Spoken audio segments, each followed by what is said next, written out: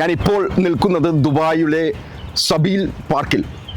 സബീൽ park നിങ്ങൾക്ക് എല്ലാവർക്കും അറിയാം, ദുബായിയുടെ ഹൃദയഭാഗത്ത് സ്ഥിതി ചെയ്യുന്ന ഒരു പാർക്കാണ്. എനിക്ക് പിറകിൽ കാണുന്ന ഫ്രെയിം കാണുമ്പോൾ തന്നെ നിങ്ങൾക്കത് മനസ്സിലാക്കി എടുക്കുവാനും സാധിക്കും. ഈ സബീൽ പാർക്ക്, ഈ ഭൂമുഖം അക്ഷരാർത്ഥത്തിൽ സാംസ്കാരിക തൃശ്ശൂരിൻ്റെ ഹൃദയഭൂമിയായ തേക്കിൻകാടായിട്ട് മാറാൻ പോവുകയാണ് നവംബർ 15, 16 തീയതികളിൽ. 15-ാം തീയതി ആനച്ചമയ പ്രദർശനം എന്ന് പറയുന്നത് തൃശ്ശൂർ പൂരത്തിൻ്റെ ഒരു മാറ്റിവെക്കുവാൻ സാധിക്കാത്ത ഒരു ചടങ്ങ് തന്നെയാണ്. ആനച്ചമയ പ്രദർശനം ഉണ്ടായിരിക്കും. ഇവിടെ ഗൗരി ലക്ഷ്മി നയിക്കുന്ന ബാൻഡ് ഇവിടെ അവതരിപ്പിക്കപ്പെടും. മാത്രമല്ല, ഈ വർഷത്തെ നമ്മുടെ തൃശ്ശൂർ പൂരത്തിൻ്റെ പ്രത്യേകത വെടിക്കെട്ടുണ്ട് എന്നതാണ്.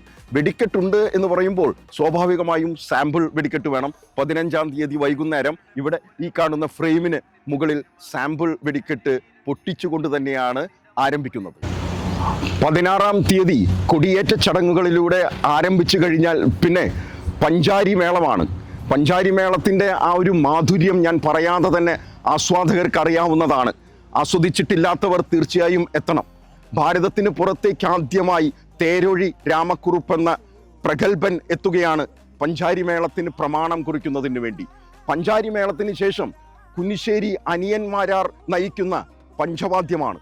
പഞ്ചവാദ്യത്തിലൂടെ ലഭിക്കുന്ന പഞ്ചാമൃത വിരുന്ന്, ആ വിരുന്ന് സ്വീകരിക്കുന്നതിന് വേണ്ടിയാണ് നിങ്ങളെ ഇവിടേക്കെല്ലാം ക്ഷണിക്കുന്നത്. അതിനുശേഷം നടക്കുന്ന ഇലഞ്ഞിത്തറ മേളം എന്നാണ് സാധാരണ തൃശ്ശൂരിൽ പറയുക. ഇലഞ്ഞിമര ചുവട്ടിന് കീഴെയാണ് ഇലഞ്ഞിത്തറ മേളം. പക്ഷേ അവിടെ കൊട്ടുന്നത് പാണ്ഡ്യമേളമാണ്. ആ പാണ്ഡ്യമേളത്തിന് നേതൃത്വം നൽകുന്നതിന് വേണ്ടി മറ്റാര്, തൃശ്ശൂരിൻ്റെ മാത്രമല്ല കേരളത്തിൻ്റെ തന്നെ പ്രിയപ്പെട്ട പെരുവനം കുട്ടേട്ടൻ നയിക്കുന്ന പാണ്ഡ്യമേളത്തിലൂടെ അവതരിപ്പിക്കപ്പെടുന്ന ഇലഞ്ഞിത്തറ മേളം. ആ ഇലഞ്ഞിത്തറ മേളം നടക്കുമ്പോൾ തന്നെ പ്രതീകാത്മകമായി 3 ആനകൾ പരസ്പരം നോക്കി നിൽക്കുന്നു. അവിടെ നടക്കുന്ന കുടമാറ്റം, ആ കുടമാറ്റം നടക്കുന്നു എന്ന് പറയുമ്പോൾ ഇവിടെ ഒരു നിറങ്ങളുടെ ദർബാറായി മാറുകയാണ്. നിറങ്ങളുടെ ദർബാറിൽ നിറങ്ങൾ തന്നെ പരസ്പരം ചോദിക്കുന്ന ഒരു ചോദ്യമുണ്ട്: എനിക്കാണോ ഭംഗി, നിനക്കാണോ ഭംഗി എന്ന്.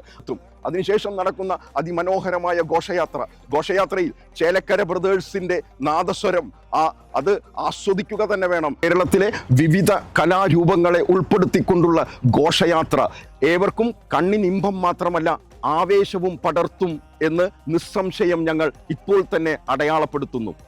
അതിനുശേഷം നടക്കുന്ന തേക്കിൻകാട് ബാൻഡിനോടൊപ്പം ആട്ടം കലാസമിതി അവതരിപ്പിക്കുന്ന ത്രസിപ്പിക്കുന്ന ഒരു താളവാദ്യവും നിങ്ങൾക്ക് ആഘോഷിക്കാം. പൂരവിഭവങ്ങൾ സമ്മാനിക്കുന്നതിന് വേണ്ടി വരുന്നത് രമേശ് പിഷാരടി എത്തുന്നുണ്ട്. പൂരത്തെക്കുറിച്ച് വർണ്ണിക്കുന്നതിന് വേണ്ടി ജയരാജ് വാര്യർ എത്തുന്നുണ്ട്. ജാസി ഗിഫ്റ്റ് എത്തുന്നുണ്ട്. പാട്ടുകളുമായി യോഗി ശേഖർ എന്ന് പറയുന്ന അതിപ്രഗത്ഭനായ കലാകാരൻ ഇവിടേക്ക് എത്തുന്നു. പൂരപ്പറമ്പിനെ രസിപ്പിക്കുന്നതിന് വേണ്ടി കല്ലു മാത്തൂട്ടിയും എത്തുന്നു. അപ്പോൾ ഞാൻ പറയാതെ തന്നെ ബാക്കിയുള്ളതെല്ലാം പറഞ്ഞു വെച്ചല്ലോ. ഈ തൃശ്ശൂർ പൂരം എങ്ങനെയുള്ള ഒരു ഉത്സവമായി മാറാൻ പോകുന്നു എന്നത് വരണം, വരാതിരിക്കരുത്.